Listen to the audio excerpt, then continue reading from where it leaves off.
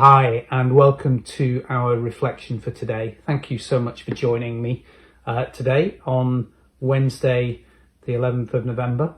Of course, today is Remembrance Day, the day we mark the end of the First World War, when the armistice agreement was signed at 11 o'clock in the morning on the 11th day of the 11th month of 1918.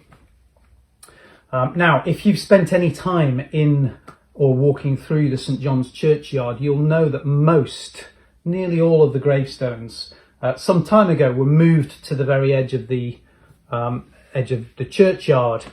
But there are a few exceptions to that, and one exception is our single Commonwealth war grave, which we are incredibly honoured to host.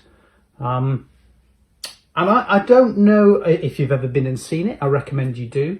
But I actually find it very strange to see one of those gravestones, really iconic gravestones, really, on its own.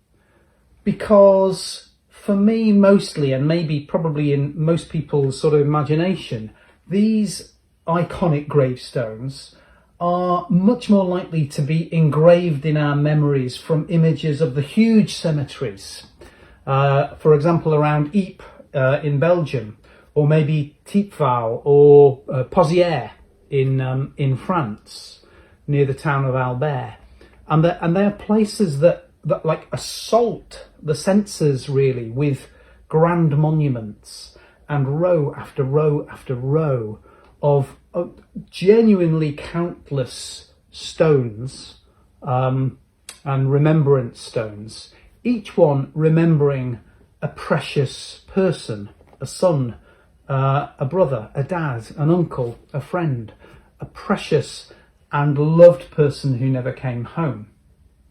And sadly, for many of the graves, they remember unnamed soldiers. Now, often I think we say that these graves are of unknown soldiers, but really their inscriptions remind us that they are very far from being unknown. They might be unnamed on the stone, but they were each deeply known and loved by their families, and they remain deeply known and loved by the God who created them with such care and who doesn't abandon them when death comes.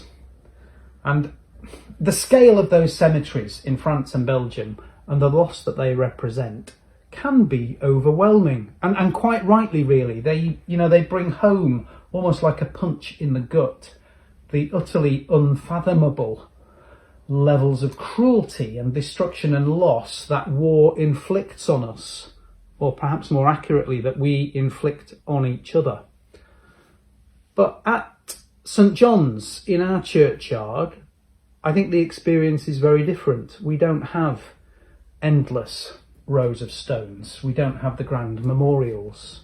While many of Hillmorton's lost young men do lie scattered along the Western Front, in our little peaceful part of Hillmorton, we remember just one of our own who made it home to rest here. And so today, I'd like to remember Percy Roberts, one of our own, the young man that lies peacefully in the St John's churchyard. And let me tell you a little bit about Percy, because like the hundreds of thousands of young men and their stones that remember them, each one remembers a person with their own story and their own hopes and dreams, doesn't it? So Percy, who lies with us at St John's, was the youngest of 4 siblings born to parents Charles and Mercy Roberts in 1891. Percy's dad, Charles, was a railway labourer who moved to Hillmorton from Norfolk for work, and when he got here he met and married a local girl called Mercy Webb. What a beautiful name that is, isn't it? Mercy. Beautiful name. And when war broke out in 1914, Percy was 23. He was living with his family just up the road in Lower Street, and he was also a railway labourer, just like his father. And like so many other local men, he enlisted in the Oxford and Bucks Light Infantry Regiment, and he was sent off to fight on the continent. And Percy actually made it virtually all the way through the war. But sadly, shortly before the end of the war, very shortly before the end of the war, he was wounded in action, actually in Italy, not in any of the great, huge, famous battlefields, but in Italy. And he was shot in the arm and the chest.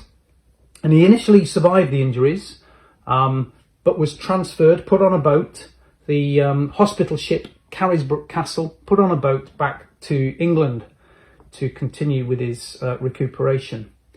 But sadly, he died of his injuries in the King George's Hospital in London on the 18th of October 1918, aged just 27, and tragically less than a month before the end of the First World War.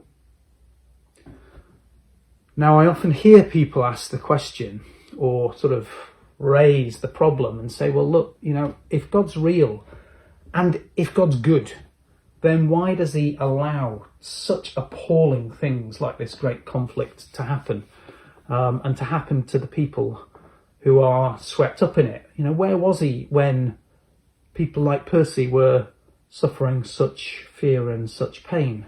Where was he when his family lost a son and a brother, aged only 27? Well, I'm not going to try and offer a full answer to those questions today, because frankly, those sorts of questions deserve far better and longer treatment than I can offer in this short reflection today. But let me just say one thing. Let me just offer one thing. When we show our brokenness by choosing to engage in wars that needlessly kill countless people, I think we need to take a much closer look to home than blaming God for our own anger, for our own violence, for our own hatred of others, for our own seemingly boundless cruelty and our own mutual destruction. Where was God? Well, I can tell you that he was with Percy throughout all of his life. He created Percy with great care, knitted him in his mother's womb. He was with him as he grew up. He was absolutely with him in the most desperate times. He was with him in whatever terrors he encountered in the trenches in Italy. And he was with him when he died, still far from home and family and friends in London. And he continues to be with Percy today. Whatever else we might think and however else we might struggle to understand these things and God's place in it, let me just reassure us that through all of it, whatever cruelty we might inflict on each other, the God who made us and loved us is with us in and through all of that suffering. Now, the annual Remembrance Service normally ends with an act of commitment, what's called an act of commitment, where we're asked, having remembered those who paid the ultimate price, to commit ourselves to responsible living and faithful service. And it just feels a little bit appropriate today, on this day, having the image of the memorial to one individual who was failed by those that could have prevented his death. It just feels appropriate that we should ask ourselves those questions again today. And those questions are simply this: will we strive for all that makes for peace? Will we seek to heal the wounds of war? And will we work for a just future for all humanity? And I hope that I answer for all of us when I offer the response, we will. So I don't know whether you've been and seen Percy's grave in St John's Churchyard, but please do pop by and pay your respects and take a moment to quietly remember his life and his death and those of so many of his generation. You can find Percy at the far northeast corner of our churchyard, near the gate to the car park, under the trees, just on his own. It's a lovely spot and a lovely place to remember. So do have a wonderful day, and I look forward to seeing you soon. Bye-bye.